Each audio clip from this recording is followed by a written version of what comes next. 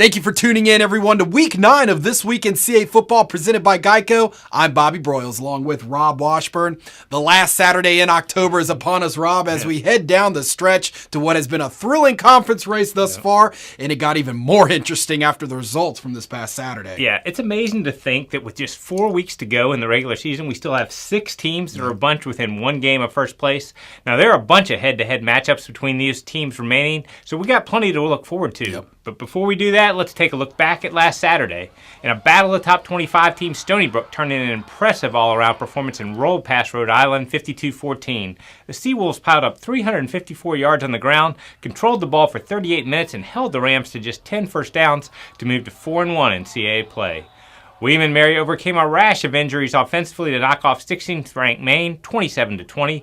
Third-string quarterback Ted Hefter came off the bench to throw a 30-yard touchdown pass to Jalen Christian early in the fourth quarter, and the Tribe defense delivered 3 interceptions, including one that was returned 90 yards for a score by Armand Jones.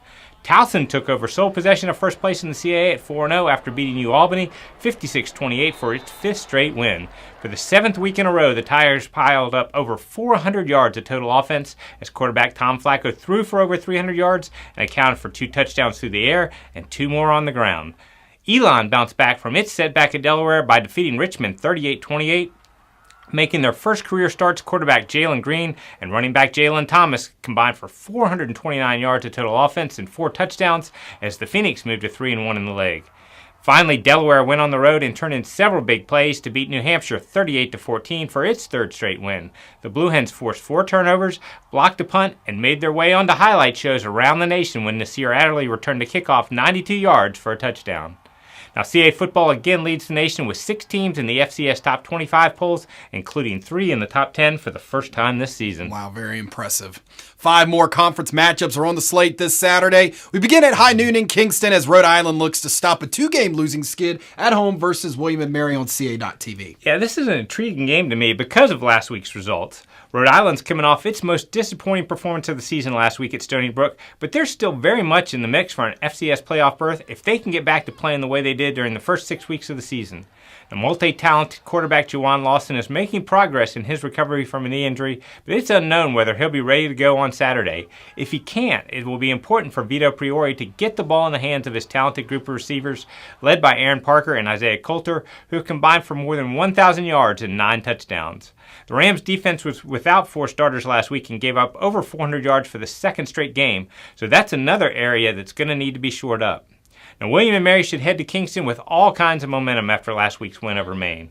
The Tribe offense played without their starting quarterback, running back, and wide receiver, but still managed to produce their highest point total of the season as Ted Hefter came off the bench to throw for 170 yards and a touchdown, and big tight end Nick News turned in a breakout performance with 8 catches for 107 yards and a score. William & Mary's defense also deserves a ton of credit as the defensive front led by Bill Murray was able to generate pressure, which led to 3 key interceptions. Now, both of these teams are 2-2 in CAA play, and the winner stays in the hunt for the CAA title. At 1 o'clock on Fox College Sports and Fox Sports Go, Maine will look to bounce back as well after suffering their first conference loss as they return home to take on UAlbany. Yeah, Maine was sort of its own worst enemy in last week's loss at William & Mary, committing 12 penalties and turning the ball over 3 times. Much like Rhode Island, the Black Bears are still in the mix for the FCS playoffs and the CAA championship, but they need to bounce back. Now, quarterback Chris Ferguson has thrown for a career-high 278 yards in back-to-back weeks, and Ernest Edwards is coming off a sensational game last week, where he accounted for 326 all-purpose yards, including 9 catches for 196 yards. The Black Bears' running game also got a lift with the return of Ramon Jefferson, so they have plenty of ways to score if they can limit the mistakes. Now, defensively, Maine continues to be number 1 in FCS against the run and hasn't allowed an opponent to reach 100 yards on the ground all year long. Now, they're going to face a UAlbany offense that's generating almost 270 yards per game through the air. Quarterback Vince Testaverde has thrown for over 200 yards in 6 of the Great Dane's 7 games, and UAlbany has had at least one 100-yard receiver for the past 5 weeks, with Juwan Green piling up 265 yards over the last 2 contests. UAlbany has scored at least 20 points against its 6 FCS opponents, but they're going to need to be better defensively to pick up their first conference win. Now, the Great Danes got a good performance last week from defensive back A.J. Missler, who had 13 tackles and an interception.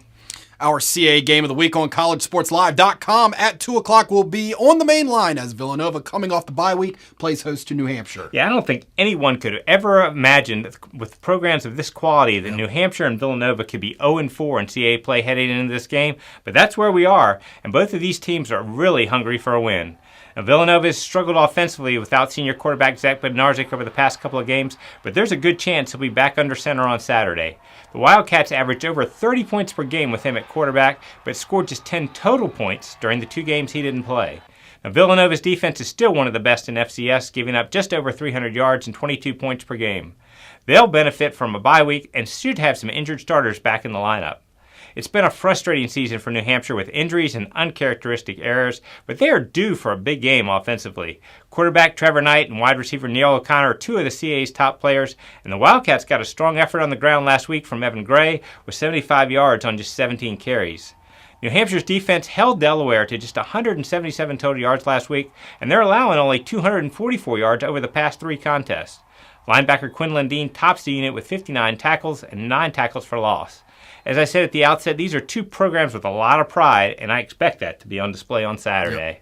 At 3:30 on Fox College Sports, Fox Sports Go, and CA.TV. We have a big top 25 matchup as Delaware takes on Towson. Like I said, Rob, it will be a top 25 matchup, possible CA title at stake down the road, and a rivalry game. What more could you want out of this one? Yeah, along with everything you just said, this is also a matchup of the 2 hottest teams in the league, with Towson having won 5 in a row and Delaware on a 3-game winning streak. Now, the Tigers are the only remaining unbeaten team in the CA, and they feature one of the most high-powered offenses in the nation, averaging 483 yards and 40 points per game. Quarterback Tom Flacco has thrown for over 300 yards 4 times, leads the team in rushing, and has accounted for 21 total touchdowns. Wide receiver Shane Leatherberry is second in the CA in both receptions and receiving yards, and Shane Simpson is number 1 nationally in all-purpose yardage, so Towson can hurt you in a number of ways. And with all the big offensive numbers, it's easy to overlook the Tigers' defense, which has been improving steadily, especially against the run. DeAndre Wallace and Robert Hayward both have 60 tackles and have combined for 8.5 tackles for loss. Now, since the loss at North Dakota State, Delaware has outscored its last 3 opponents 109-58. The Blue Hens' defense has given up just 18 points per game this season and has held its past 2 foes under 300 yards, with All-America linebacker Troy Reeder recording 27 stops and 7.5 tackles for loss during that stretch. Now, offensively, Pat Kehoe has thrown 7 touchdown passes during the winning streak, with 4 of them going to tight end Charles Scarf. The Blue Hens have a powerful running game led by Kenai Kane and will need to control the ball and the clock to help limit the Tigers' offense. Delaware's just 1 game back of the Tigers in the conference standings, and a win would create quite a logjam at the top. Yes, it would. Also at 3:30, another top 25 matchup as Stony Brook visits Harrisonburg to take on JMU. You can see this one on Madison, SNY, and CA.TV. Yeah, this is another game that could have huge implications for the CA title, as both of these teams have 1 leg loss. Now, there are so many similarities between these programs that rely on physical running games to set up the pass offensively and aggressive defenses that will try to disrupt the offense with a variety of pressure. Stony Brook rushed for a season-high 354 yards and scored 52 points against Rhode Island last week. For the 4th time this season, both members of the Long Island Express, Jordan Gowans and Donald Leontine, went over the 100-yard mark, and they ranked 1st and 2nd in the CA in rushing for the season. That sets up the play-action pass for Joe Carbone, who's thrown for a TD in 7 straight games. Now, defensively, the Seawolves held URI to just 201 total yards last week, and linebacker Shane Lawless leads a unit that's registered 21 sacks this season. Now, JMU's offense is averaging nearly 40 points per game. The Dukes churn up over 190 yards per game on the ground with a rotation of backs led by Marcus Marshall and Carden Johnson. Quarterback Ben DiNucci has completed nearly 70% of his passes, and the Dukes feature one of the CA's top receiving targets in Riley Stapleton, who's made at least 6 catches in 5 different games. Now, on the other side of the ball, the Dukes rank among the top 5 in FCS in scoring and total defense, and they're coming off a shutout at Villanova 2 weeks ago. Dimitri Holloway is among CA leaders in tackles, and Jimmy Moreland tops the conference in interceptions. Now, these teams met last December in the second round of the FCS playoffs in a hard-fought defensive struggle. The difference was JMU's ability to force 5 interceptions in a 26-7 victory. I would expect a similar physical battle on Saturday, and turnovers could play a big role once again.